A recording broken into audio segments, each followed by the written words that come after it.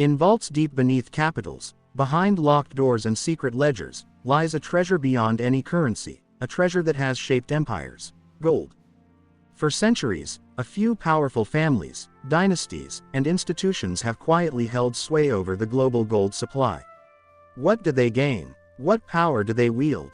Today we pull back the curtain on the secret families who still control the world's gold supply. Subscribe, hit the bell, and join us on this journey through shadows, vaults, and legends. This is no simple tale of banks and central reserves. It is a story of dynastic influence, financial intrigue, geopolitical strategy, and the tension between public accountability and private dominion. We will trace how certain families and institutions amassed control over gold mining, refining, vaulting, and central banking, and explore how much control they still hold in modern times. The truth may surprise you. To understand secret control, we must first recall how gold gained its central role in money. Since ancient times, gold was prized for scarcity, malleability, and durability. When nations adopted the gold standard, central banks became custodians of gold reserves, linking money to metal. Over time, control over gold became a lever of monetary power. Families like the Rothschilds, historically famed for banking and gold operations, long have been the subject of speculation.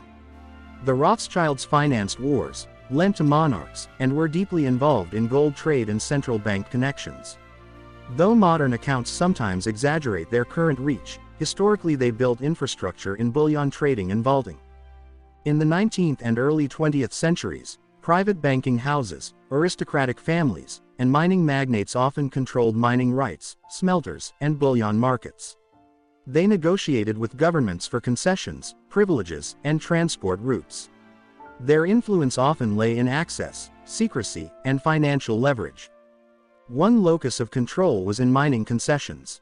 In gold-rich regions, families or syndicates would secure exclusive mineral rights, suppress transparency, and route bullion to vaults under their influence.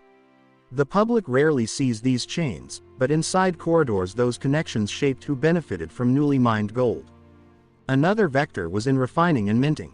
Even if gold was mined by locals, its refining or purifying often passed through central hubs controlled by trusted families or institutions. By controlling refinement, one controls quality, certification, and verifiable stocks, a powerful position. Vaulting and storage are equally critical. What good is gold if no one knows where it is, or who officially owns it now? Families or institutions that controlled or influenced major vaults, examples in London, Zurich, New York, become gatekeepers. They can facilitate leasing, lending, swaps, or conceal ownership. In the 20th century, the creation of large central banks shifted some gold control to states, but private influence remained. Central bankers often rotated between roles in private banks and public roles. That revolving door kept private influence alive behind public faces. The London Gold Pool, formed in 1961 by 8 central banks, is one famous example where central banks coordinated gold interventions to maintain a fixed price of $35 per ounce. The US supplied half the gold. That arrangement showed how national vaults and bullion pools act together as if under a single hidden hand. The collapse of the London Gold Pool in 1968 exposed how vulnerable coordinated control can be. When runs on the gold price forced France to withdraw, the system unraveled. But the pool's existence hints at how central banks, and by extension powerful elites, can try to coordinate gold control behind closed doors. Then there was the U.S. Gold Reserve Act of 1934. The U.S. government forced all gold held by the Federal Reserve and private institutions to be transferred to the Treasury, devaluing the dollar in the process. That move concentrated state control over gold stocks in a single Treasury vault. Families or private interests lost some visible power under nationalizations, but behind-the-scenes influence remained. Through lobbying, relationships with central bankers, private gold leases, and bullion trading, secret families maintained leverage. In more recent decades, central banks have resumed aggressive gold accumulation. Over the last years, they have bought more gold than in decades past. Because central banks hold roughly 1/5 of all gold ever mined, their role now is dominant. In fact, modern central banks sometimes hold more gold than U.S. Treasuries now. This shift further intensifies the hidden influence of central vaults, and those who advise or control them behind the scenes. Some speculate that certain families, financial dynasties, or institutions maintain private gold holdings unreported, even while public reserves are accounted. These might be stored in private vaults or institutional trusts. Because gold is a physical asset, anonymity and secrecy are easier. Nations like China, Russia, India, Turkey, and Poland have led in recent gold accumulation. Their central banks now lead in reported gold holdings. But analysts wonder what unreported bullion lurks beyond official disclosures. The transparency of central bank gold ownership is uneven. Some countries regularly publish changes in bullion holdings, others do not or delay reporting.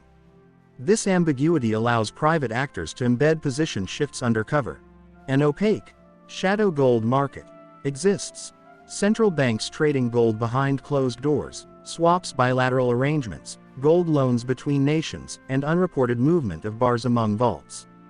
These operations seldom show up in public records. Another instrument is gold leasing. Central banks lease gold to bullion banks, who then lend it or deliver it to other markets. These leased bars often shift between vaults, making tracing real ownership harder. The lessor retains title, but the physical movement is obscured. Those who advise central banks, former private bankers, bullion traders, legacy dynastic figures, may act as intermediaries, passing influence from private to public domains. Their family offices or networks can nudge policy, manage vaults, or steer bullion flows. On conspiratorial fringes we see claims of families like the Rockefellers, Morgans, or obscure ultra-wealthy clans moving gold. While many such claims are speculative, they rely on kernels of historical truth, that powerful private interests have long held vault and bullion influence. A real example: when central banks collude, like in the London gold pool, they tacitly act as one entity. The pool was managed by both state and private actors through central banks. It showed how secret control can be institutionalized. The 1934 U.S. gold nationalization also shows another mechanism. Governments can absorb private holdings under crisis, shifting the balance. That moment of mass surrender concentrated power in the U.S. Treasury. In some cases, legacy families still hold mining rights or stakes in gold companies. Their influence over supply, exploration, and acquisition deals perpetuates indirect control. Even if most of their holdings are in corporations, the revenues and access give continuing leverage. The more gold central banks hold, the more powerful vault managers become. Entities like the Bank of England, Swiss National Bank, Deutsche Bundesbank, and Federal Reserve become nodes in the gold network, gatekeepers to flows, swaps, and storage. Those who control key vaults control movement. The modern shift is not toward overt monopoly, but toward influence. Who sets vault rules, who audits bars, who approves transfers, who grants insurance or audit. If you sit at the table of those decisions, you wield hidden authority far beyond numbers on paper. The secret family's power is not absolute. States, democracies, and regulatory regimes push back. Gold confiscations, audits, transparency demands, and open auctions expose dark corners. The tension between hidden control and public accountability is ongoing. But in tough times, currency crises, sanctions, inflation, those with private gold influence may quietly gain relative power. When sovereigns need collateral, gold can subsidize the invisible hand. Real control often surfaces in moments of stress. The secret families who still control the world's gold supply are not always mythical overlords, but networks of influence, vault custodians, advisory dynasties, central bank insiders, and mining legacies. Their power lies in obscurity, not newspapers. The moral, true asset control lies not just in ownership, but in the ability to move, certify, obscure. In the golden age ahead, awareness is power.